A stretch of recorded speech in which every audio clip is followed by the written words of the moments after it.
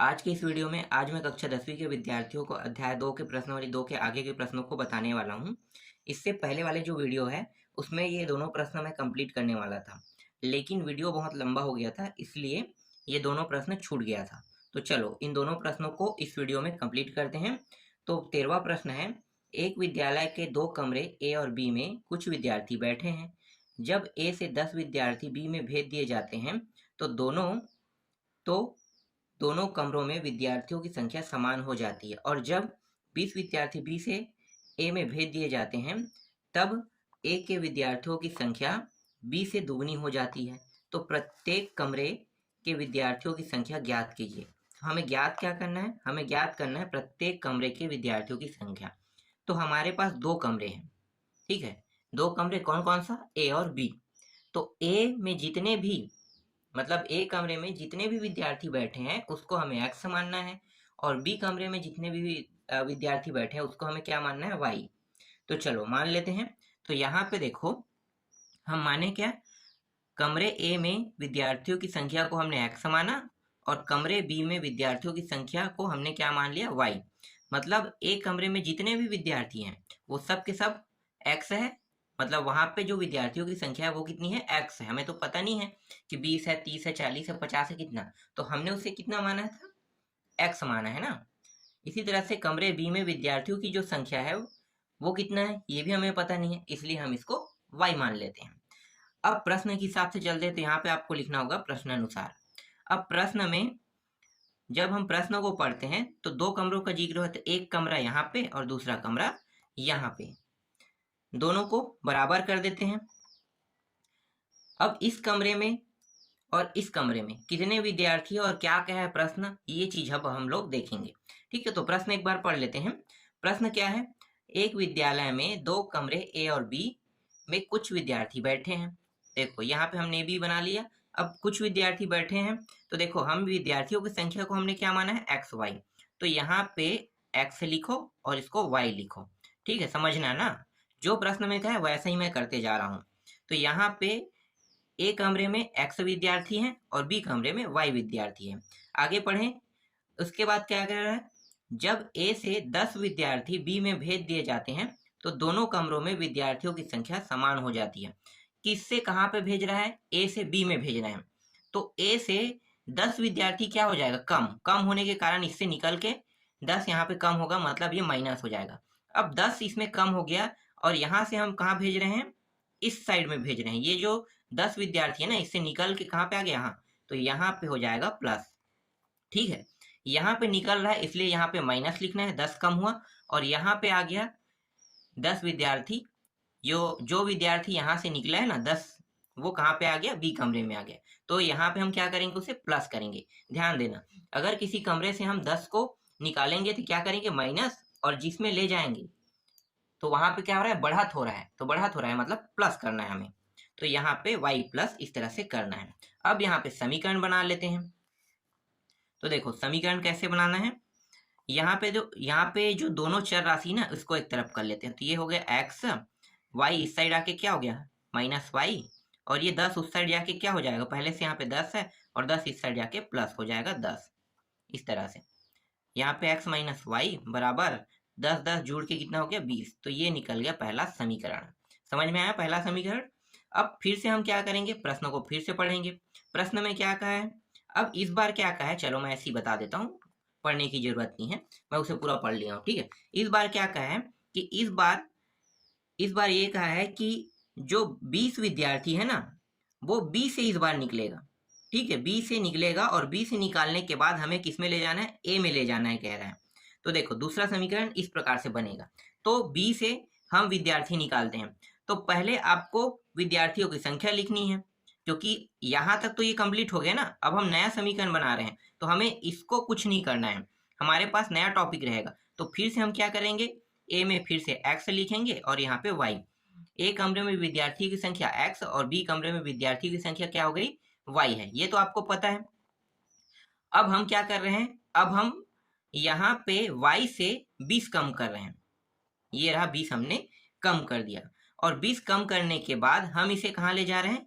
यहाँ पे ले जा रहे हैं, ए कमरे में। तो 20 क्या हो जाएगा? यहाँ पे अधिक हो जाएगा। इसके बाद क्या का है, दुगना का है। तो दुगना किस साइड रहेगा, लेफ्ट साइड की राइट साइड, तो हमेशा किस साइड रहता है, राइट साइड। ठीक है, तो बी मतलब जो बी कमरे हैं वहां पे आपको दुगना कर देना है।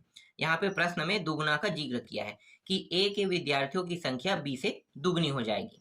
तो बी से दुगनी मतलब बी में ही दुगना लगाना है आपको, ए में दुगना नहीं लगाना है। ठीक है, तो यहाँ पे बी में बी से दुगनी हो जाएगी मतलब बी में दुगना लगा देना है। इस तरह से अब इसको हल करो, तो ये हो गया x प्लस 20 बराबर 2y माइनस 20 दूनी कितना हो गया, 40। यहाँ पे जो चर राशि है उनको एक तरफ ले लेते हैं, ये दोनों चर राशि है और ये दोनों अचर राशि है। तो चर को एक साइड करते हैं, तो यहाँ पे x और इस साइड आके क्या हो जाएगा, -2y। यहाँ पे -40 है, ये 20 उस पार जाके क्या हो जाएगा, ये भी माइनस हो जाएगा। तो ये हो गया -x -2y बराबर -60। इसे हम दूसरा समीकरण मान लेते हैं। अब बताओ इसे किस विधि से हम हल करें, क्योंकि मैंने आप लोगों को दो और एक तीन विधि मैंने आप लोगों को बता दिया है। एक तो है प्रतिस्थापन, एक है वज्र गुणन और एक है विलोपन। तो मैं यहाँ पे ना इसे भी वज्र गुणन विधि से हल करने वाला था, लेकिन यहाँ पे मैं वज्र गुणन विधि का उपयोग नहीं कर रहा हूँ। क्यों, इसलिए नहीं कर रहा हूँ क्योंकि इससे पहले वाले प्रश्न जो 3 प्रश्न है ना, उसमें मैंने वज्र गुणन विधि का उपयोग किया है, विलोपन का भी मैंने किया है, प्रतिस्थापन का भी किया है। फिर भी मैं यहाँ पे विलोपन विधि का उपयोग करूंगा, क्योंकि आप विधि सीख गए होंगे तो आप आसानी से बना सकते हो। तो चलो यहाँ पे मैं विलोपन विधि का उपयोग करने वाला हूँ। तो यहाँ पे लिखो विलोपन विधि से। ठीक है, विलोपन विधि क्या होता है, तो हमें यहाँ पे दोनों समीकरणों को देखना है। दोनों समीकरणों के कौन से पद को देखना होता है, हमें x चर राशि को। तो देखो यहाँ पे x है और यहाँ भी हमें x को देखना है। दोनों x देखो सेम दिख रहा है कि नहीं दिख रहा है, सेम दिख रहा है। अगर ये सेम दिखेगा तो क्या करना है, हमें डायरेक्ट इसे जोड़ना है या घटाना है। अब यहाँ पे इसके चिन्ह को देखो, यहाँ भी प्लस है, यहाँ भी प्लस है। जब दोनों में प्लस रहता है तो क्या करते हैं, घटाते हैं। और अगर इनमें से एक प्लस और एक माइनस होता है तो जोड़ देते हैं। हम ऐसा क्यों करते हैं, हम ऐसा इसलिए करते हैं क्योंकि हमें ये x को घटाना है। जब x कट जाएगा मतलब घट जाएगा, तब हमारे पास सिर्फ y बचेगा और आसानी से हम y के मान को निकाल सकते हैं। इसलिए हमें इसको देखना होता है, दोनों के पहले पहले पद को बराबर है या नहीं। तो यहाँ पे देखो x भी है, यहाँ भी x है और दोनों प्लस में, इसका मतलब हमें समीकरण 1 और 2 को सिर्फ घटाना बस है। तो यहाँ पे लिखो समीकरण 1 और 2 को घटाने पर ठीक है, सिर्फ घटाना है हमें। तो समीकरण 1 क्या है, यहाँ पे देखो x माइनस वाई बराबर 20 और समीकरण 2 देखो, समीकरण 2 है x माइनस 2y बराबर -60। घटाना है मतलब चिन्ह क्या हो जाएगा, परिवर्तन। ये प्लस है माइनस, ये माइनस है तो प्लस हो जाएगा, ये माइनस है तो ये भी प्लस हो जाएगा। ये दोनों देखो कट गया। हम हमेशा जो x है इसको क्यों देखते हैं, बराबर क्यों देखते हैं, इसे कटाने के लिए। ठीक है, याद रखना, कटाने के लिए। ये कट गया, अब हम आसानी से y के मान को निकाल सकते हैं। तो अब y का मान निकालो, तो ये माइनस है, ये प्लस है, तो घट जाएगा। तो यहाँ पे 2 में 1 घटाओ, कितना बचेगा, सिर्फ y बचेगा, 1y। ठीक है, तो यहाँ पे y आ गया, यहाँ पे ये प्लस है, ये भी प्लस है, दोनों प्लस प्लस हो गया तो जुड़ जाएगा। तो यहाँ पे कितना आ गया, 80। तो हमारे पास y का मान कितना प्राप्त हुआ, देखो y का मान यहाँ पे प्राप्त हुआ 80 प्राप्त हुआ। अब इस y के मान को कहाँ पे रखना है, चाहे आप समीकरण 1 में रखो चाहे समीकरण 2 में रखो, किसी में भी रखो x का मान निकल जाएगा। तो हम यहाँ पे समीकरण 1 में रख लेते हैं। तो यहाँ पे लिखो y का मान समीकरण 1 में रखने पर, समीकरण 1 क्या है, देखो ये समीकरण 1 था, घटा रहे थे, और ये समीकरण 2 है। तो समीकरण 1 में रख लेते हैं x माइनस वाई बराबर 20। यहाँ पे x माइनस वाई का y के स्थान पे कितना रखना है, 80। तो ये रहा 80, ये 20। तो ये हो गया x बराबर, इसको उस पार ले जाते हैं तो 20, ये माइनस से क्या हो जाएगा, प्लस हो जाएगा 80। कौन सा विधि लगा है यहाँ पे, इस पूरे प्रश्न में देखो पक्षांतर विधि बस लगा है, यहाँ पे कहीं पे भी गुणनखंड विधि नहीं लगा है। ठीक है, तो यहाँ पे पक्षांतर गुणनखंड बोला था, तिर्यक, ठीक है, तिर्यक गुणा नहीं लगा यहाँ पे सिर्फ क्या लगा है, पक्षांतर। तो हर एक प्रश्न यहाँ पे अभी जो मैं यहाँ पे प्रश्न को हल कर रहा हूँ तो यहाँ पे सिर्फ पक्षांतर का उपयोग कर रहा हूँ। तो यहाँ पे इन दोनों को अब जोड़ देते हैं, तो ये हो जाएगा 80 प्लस 20 कितना होता है, 100। तो ये आ गया 100। देखो कितना आसानी से 100 प्राप्त हो गया। तो यहाँ पे एक कमरे में विद्यार्थी जो बैठा था उसमें विद्यार्थियों की संख्या कितनी है? 100। और बी कमरे, ये एक कमरे को दर्शा रहा है ना, एक कमरे के विद्यार्थियों की संख्या, और ये बी कमरे के विद्यार्थियों की संख्या है। तो बी कमरे के विद्यार्थियों की संख्या 80 थी और ए कमरे के विद्यार्थियों की संख्या कितनी है? 100 है। यही क्या है? इसका आंसर है। समझ में आया? चलो नेक्स्ट प्रश्न देखें। बहुत ही आसान प्रश्न है सारे प्रश्न। अब अगला देखते हैं। तो 14वां प्रश्न क्या है यहाँ पे? है नेक्स्ट प्रश्न जो दिया है वो, जब किसी आयत की लंबाई में 5 इकाई की कमी तथा चौड़ाई में 2 इकाई की वृद्धि कर दी जाए तो इसका क्षेत्रफल 80 वर्ग इकाई कम हो जाता है। जब इसकी लंबाई में 10 इकाई की वृद्धि और चौड़ाई में 5 इकाई की कमी कर दी जाए तो आयत की चौड़ाई 50 वर्ग इकाई बढ़ जाता है। आयत की लंबाई और चौड़ाई ज्ञात कीजिए। तो आयत की इसमें हमें लंबाई भी ज्ञात करना है और चौड़ाई भी ज्ञात करना है। कैसे बनेगा प्रश्न? देखो बहुत आसान प्रश्न है। सबसे पहले हमें क्या करना है? हमें आयत की लंबाई और चौड़ाई को यहाँ पे कुछ मानना है, क्योंकि वही चीज हमें ज्ञात करना है। तो हम क्या करते हैं? जो चीज ज्ञात करते हैं उसे मानना पड़ता है। तो हम यहाँ पे आयत की लंबाई और चौड़ाई को मान लेते हैं। तो यहाँ पे लिखो माना आयत की लंबाई बराबर x इकाई मान लेते हैं। इसी तरह से आयत की चौड़ाई, इसको हम मान लेते हैं y इकाई मान लेते हैं। ठीक है, x इकाई और y इकाई। अब आयत बनाते हैं। आपको मैं समझा रहा हूं कैसे ये बनेगा। ठीक है, तो देखो आयत मैं बनाता हूं। ये एक आयत है। आयत ऐसा ही रहता है, आपको पता होगा। आयत के आमने सामने की भुजाएं बराबर होती है, ये इसकी परिभाषा है। तो ये आमने और सामने ये दोनों भुजा बराबर है। ये आमने और ये सामने दोनों भुजा बराबर है। ये लंबाई है, ये भी लंबाई, ये चौड़ाई है, ये भी चौड़ाई है। ठीक है, तो 2 लंबाई होता है और 2 चौड़ाई होता है, जो दोनों क्या होते हैं? बराबर होते हैं, 2-2। ठीक है, तो ये आयत की लंबाई और चौड़ाई है। अब आयत की लंबाई में हमने आयत की लंबाई को क्या माना है? यहाँ पे x माना है, और आयत की चौड़ाई को हमने क्या माना है? यहाँ पे y माना है। तो इनका जो क्षेत्रफल होगा वो कितना होगा? तो देखो आयत का क्षेत्रफल मैं यहाँ पे लिख लेता हूं, का क्षेत्रफल बराबर हो जाएगा इन दोनों का गुणा, मतलब लंबाई और चौड़ाई का गुणा। तो लंबाई और चौड़ाई क्या है? यहाँ पे लंबाई है x और चौड़ाई क्या है? y। तो ये x y हो जाएगा। ये समझ में आया? चलो अब प्रश्न के हिसाब से हल करेंगे। इसी तरह से मैं अभी आपको एक और चित्र दिखाऊंगा। ठीक है, यहाँ पे मैंने अभी आपको समझाने के लिए बताया कि ये बहुत इंपॉर्टेंट है। पहले आपको नॉर्मल चित्र बनाना है, उसके बाद प्रश्न के हिसाब से चलना है। अब प्रश्न में क्या कहा है कि प्रश्न में कहा है कि जब आयत की लंबाई में 5 इकाई की कमी तथा चौड़ाई में 20 इकाई की वृद्धि, सॉरी 20 नहीं, 2 इकाई की वृद्धि कर दिए जाए तब आयत का क्षेत्रफल 80 वर्ग इकाई कम हो जाता है। तो देखो फिर से मैं एक चित्र बनाता हूँ, अब आपको समझाता हूँ जो प्रश्न में कहा है वो चीज। ध्यान देना यहाँ पे एक x है, ठीक, और ये y। प्रश्न में क्या कहा है कि आयत की लंबाई में 5 इकाई की कमी कर देना। तो 5 इकाई मतलब यहाँ पे कम करना, मतलब माइनस में चले जाना। समझना ना, क्या हो रहा है? माइनस में जा रहा है। इसके बाद इस प्रश्न में क्या कह रहा है? जो चौड़ाई है उसमें 2 इकाई की वृद्धि, मतलब 2 इकाई की वृद्धि मतलब यहाँ पे +2 लगा देना। समझ में आ रहा है? कमी करना मतलब कितने की कमी करने के लिए कहा है? 5 इकाई की। तो हम किसमें कमी करेंगे? लंबाई में ना। लंबाई में कहा है तो लंबाई क्या माने हमने माना था x, तो x में हम 5 इकाई की यहाँ पे कमी कर दिया। और जब चौड़ाई को कहा है तो चौड़ाई में 2 इकाई की वृद्धि करने का है, तो ये देखो 2 इकाई की वृद्धि कर दिया। अब आयत का क्षेत्रफल बनाओ। तो आयत का क्षेत्रफल क्या होगा? तो यहाँ पे लिखो आयत का क्षेत्रफल। ठीक है, इन दोनों का क्या कर देंगे? गुणा। तो गुणा कर दो तो x - 5 और यहाँ पे y +2, इस तरह से हो जाएगा। समझ में आ रहा है? अब यहाँ पे देखो आयत का जो क्षेत्रफल था, ठीक है ना, तो आयत के क्षेत्रफल को देखो, ये क्या है? एक्स वाई है।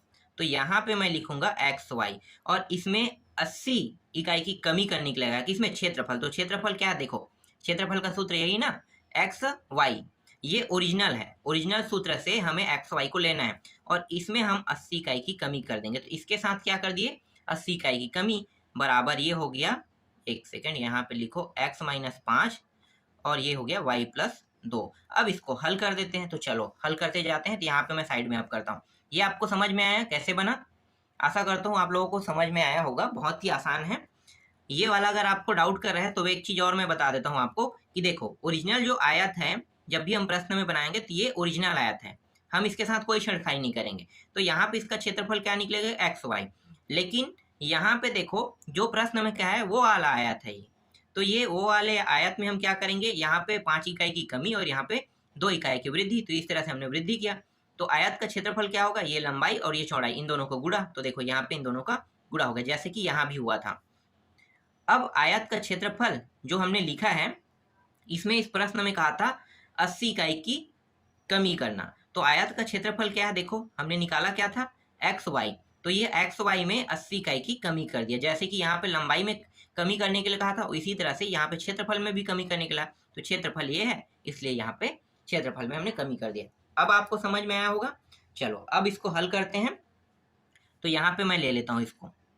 तो यहाँ पे इन दोनों को गुणा करेंगे तो ये हो जाएगा y जो है, एक बार इसको पूरा गुणा करें। चलो मैं पूरा गुणा कर देता हूँ। x माइनस 5 यहाँ पे लिखता हूँ, फिर y से करेंगे गुणा, फिर यहाँ पे क्या है? प्लस है, फिर x माइनस 5, फिर प्लस, सॉरी प्लस नहीं, गुणा करेंगे ना 2, फिर बराबर ये क्या है? x माइनस, सॉरी माइनस बोला था, x गुणा y माइनस ये 80।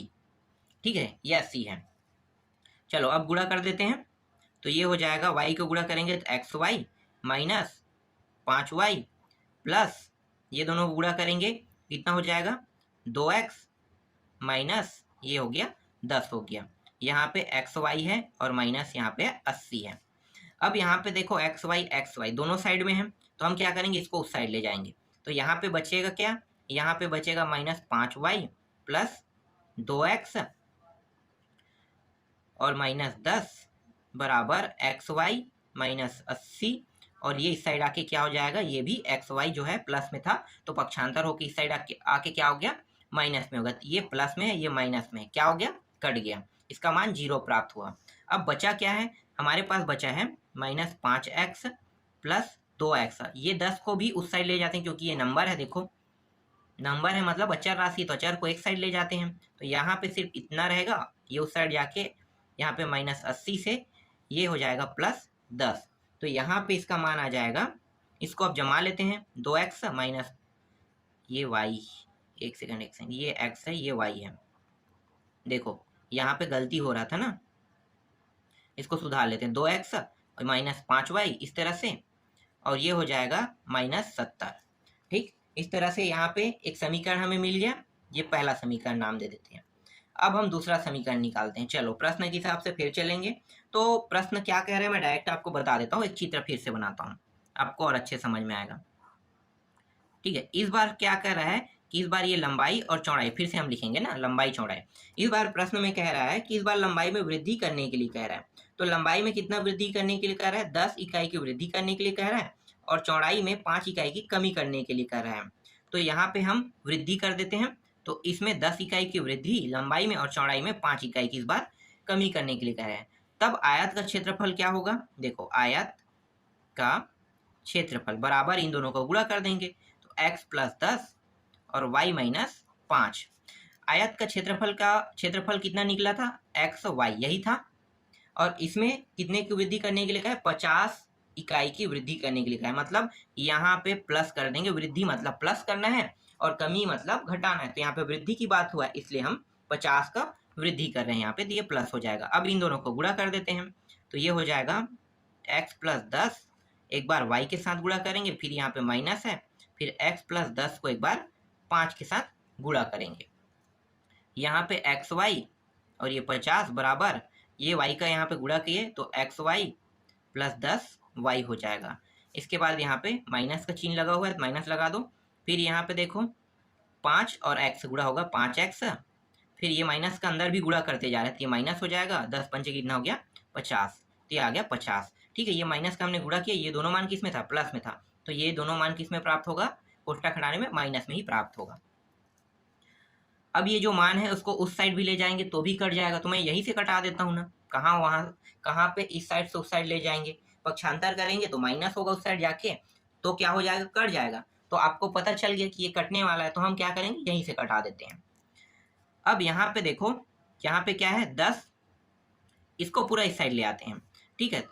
तो इसको इस साइड ले आते हैं, तो ये क्या हो जाएगा, -5x, ये चर राशि है ना, देखना ये क्या है, चर राशि। तो ये दोनों चर राशि को हम इस साइड ले आते हैं, तो ये माइनस में प्लस और ये प्लस में माइनस हो जाएगा।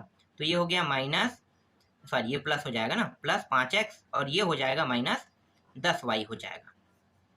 ठीक, देखो पक्षांतर करने पे क्या होता है, चिन्ह बदल जाता है। तो पहले हम इसको पक्षांतर करते हैं, -5y, तो ये +5y हो गया। फिर इसको भी लाते हैं, तो क्या हो जाएगा, माइनस से +10y हो जाएगा। यहाँ पे कितना है, -50 बचा हुआ है, और यहाँ पे जो 50 है उसको क्या करेंगे, उस साइड ले जाएंगे। तो ये क्या हो जाएगा, ये इस साइड आके ये भी माइनस से क्या हो जाएगा, प्लस से क्या हो जाएगा, माइनस हो जाएगा। ये माइनस हो गया, ये हो गया 5x - 10y बराबर, ये हो गया 100 माइनस।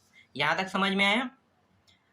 यहाँ पे देखो 5 जो है, ये इन दोनों में से उभयनिष्ठ निकल सकता है, तो मैं उभयनिष्ठ निकाल देता हूँ। यहाँ पे उभयनिष्ठ निकल गया 5, यहाँ पे x 5 दूनी 10, क्योंकि 5 के पहाड़ा में ये भी आता है, 5 के पहाड़ा में ये भी आता है, इसलिए यहाँ पे 5 बाहर निकल गया।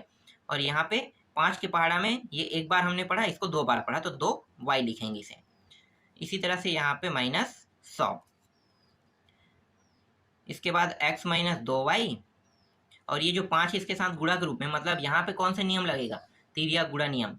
तो ये हो गया -100, ये 5 इस पार आके क्या हो जाएगा, इसको भाग देगा, तो 5 से कम, 5 दूनी 5 शून्य, -20 आ जाएगा यहाँ पे। तो x - 2y बराबर -20 आ गया। ये हुआ दूसरा समीकरण। तो आपको समझ में आया पहला समीकरण कैसे निकला और दूसरा समीकरण कैसे निकालना है। बहुत ही आसान था प्रश्न हल करना। तो देखो 2 समीकरण निकल गया। चलो अब आगे देखते हैं। अब हम क्या करेंगे, दोनों समीकरणों को हल करने वाले हैं। तो कौन सी विधि से हल करेंगे, विलोपन विधि। ठीक है, विलोपन विधि मैं बता रहा हूँ, तो यहाँ पे विलोपन विधि से लिख करना है। तो यहाँ पे लिखो विलोपन विधि से। विलोपन विधि क्या होता है, तो देखो मैं आपको दिखाता हूँ। विलोपन विधि में देखो, यहाँ पे देखो 2x है, ठीक है। यहाँ पे 2x - 5y बराबर -70 दिया है, मतलब यहाँ पे 2x दिया हुआ है। तो पहला क्या मान है, 2x पहला पद। अब इसके पहला पद को देखो, यहाँ पे क्या है, x। तो दोनों जो है वो बराबर है कि नहीं, बराबर नहीं है। तो क्या करते हैं हम लोग, बराबर करते हैं। तो इसको बराबर करने का तरीका क्या है, अगर बराबर नहीं है तो जिसमें कमी है उसमें हम गुणा कर देते हैं। तो हम क्या करेंगे, यहाँ पे कुछ नहीं मतलब 1 है, ध्यान देना, और यहाँ पे कुछ नहीं मतलब यहाँ पे कुछ नहीं मतलब 1 था। तो यहाँ पे देखो, यहाँ पे कितना है, 2 है। तो हम क्या करेंगे, यहाँ से यहाँ पर मैं लाता हूँ इसे, रेखा को, ठीक है, यहाँ पे तो यहाँ पे उस वाले मान से हम 2 का यहाँ पे गुणा कर देंगे, और यहाँ पे कितना है, 1 है। इसका गुणा हम किसके साथ करेंगे, यहाँ पे कर देंगे, 1 का गुणा इसके साथ। तो क्या हो जाएगा, दोनों का जो सामने पद है वो बराबर हो जाएगा। तो चलो कर देते हैं। तो देखो यहाँ पे जब हम गुणा करेंगे पहले वाले समीकरण में, तो यहाँ पे आपको लिखना होगा समीकरण 1 में 1 का गुणा तथा समीकरण 2 में 2 का गुणा करके क्या करेंगे, घटाएंगे कि जोड़ेंगे। तो ये यहीं पे डिसाइड होगा। देखो यहाँ पे ये भी प्लस में है, और देखो ये भी प्लस में, दोनों प्लस में, मतलब यहाँ पे हमें घटाना है। तो गुणा करके क्या करेंगे, घटाएंगे। तो यहाँ पे गुणा करके लिखो घटाने पर। तो चलो गुणा करते हैं। तो यहाँ पे 1 से गुणा करेंगे समीकरण 1 में, तो वही मान प्राप्त होगा। तो 2x - 5y बराबर -70 हमें प्राप्त होगा। अब दूसरा समीकरण में गुणा करते हैं। तो दूसरे समीकरण में हमें 2 का गुणा करना है। ये जो 2 है ना, इसी का गुणा हम दूसरा समीकरण में करते हैं। तो यहाँ पे 2 का गुणा करेंगे तो ये हो जाएगा 2x हो जाएगा, माइनस पूरे पद में 2 का गुणा करते जा रहे हैं, तो 2y था, तो ये हो जाएगा 4y हो जाएगा, और ये बराबर माइनस हो जाएगा 20 दूनी 40, ये हो गया 40 हो गया। ठीक है, देखो मैं आपको दिखाता हूँ। यहाँ पे हमने गुणा किया, 1 सेकंड नीचे ला लेता हूँ। ठीक है, देखो यहाँ पे हमने यहाँ पे 2 का गुणा किया, तो 1 से क्या हो गया, 2x हो गया, फिर माइनस 2 से 2 था, तो 2 से 2 और 2 गुणा होकर क्या हो गया, ये देखो -4y हो गया, और यहाँ भी गुणा होगा 2 का, तो माइनस से क्या हो जाएगा, ये 40 हो जाएगा। समझ में आया। तो इस तरह से आपको बराबर करके गुणा करना होता है। तो विलोपन विधि का यही नियम है। अब घटा देते हैं। तो घटाएंगे तो चिन्ह क्या हो जाएगा, बदल जाएगा। यहाँ पे देखो जो प्लस था वो माइनस, ये माइनस था वो प्लस बन गया, ये भी माइनस था तो प्लस बन गया। अब ये दोनों कट गया और इसी को हमें कटाने के लिए विलोपन विधि में इस तरह से हम नियम लगाते हैं। तो ये दोनों कट गया। अब यहाँ पे देखो कितना है, -5y और -4 प्लस ये माइनस से प्लस बन गया ना, तो 4y घटाएंगे कितना बचेगा, -y बस बचेगा, क्योंकि 5 में 4 घटाएंगे तो 1 बचेगा। और बड़ा संख्या क्या है, माइनस में, इसलिए माइनस चिन्ह लिखेंगे यहाँ पे। इसी तरह से यहाँ भी देखो ये 0 यहाँ पे घटाएंगे तो 3 आ जाएगा और ये माइनस वाला बड़ा, इसलिए इसके चिन्ह को लेंगे। दोनों में माइनस है तो माइनस हटा देते हैं, क्योंकि माइनस क्या हो जाएगा, कट जाएगा, दोनों में माइनस, इसलिए दोनों से कट गया। तो दोनों से कट के क्या बन गया, प्लस। तो y का मान कितना प्राप्त हुआ, y का मान हमें 30 प्राप्त हुआ। अब y के मान को कहाँ पे रखेंगे, y के मान को चाहे आप समीकरण में 1 रखो चाहे 2 में रखो, x का मान निकल जाएगा। तो यहाँ पे मैं रख देता हूँ समीकरण 1 में, यही समीकरण 1 था। या फिर ये तो हमने हल करके समीकरण 1 को हमने बनाया था ना, तो हमें क्या करना है, यही, चलो ठीक है, यही समीकरण 1 है, 1 का गुणा हुआ तो यही हुआ था ना, तो ये समीकरण 1 है, इसमें रख दो। तो समीकरण 1 में रखने पर यहाँ पे लिखो, समीकरण 1 में रखने पर, समीकरण 1 में रख दो, ये हो जाएगा 2x माइनस ये हो गया 5 और यहाँ पे y इसकी जगह में क्या रखेंगे, 30, तो ये हो गया 30 बराबर -70। 2x माइनस 5 का गुणा कर दो, 5 या 15 और ये 0, 150 आ गया, बराबर ये हो गया -70 हो गया।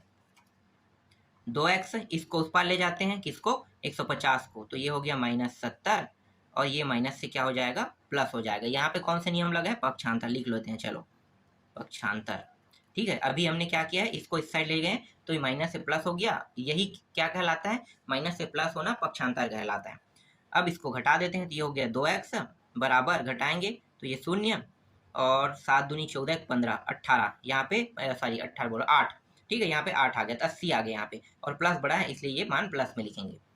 अब यहाँ पे मुझे x को अकेला चाहिए और x किस रूप में है, गुणा के रूप में है, तो गुणा के रूप में मतलब यहाँ पे तिर्या गुणा नियम लगे। तिर्या गुणा का नियम का मतलब क्या होता है, जो 2 है गुणा के रूप में, इसलिए ये नीचे में आ जाएगा।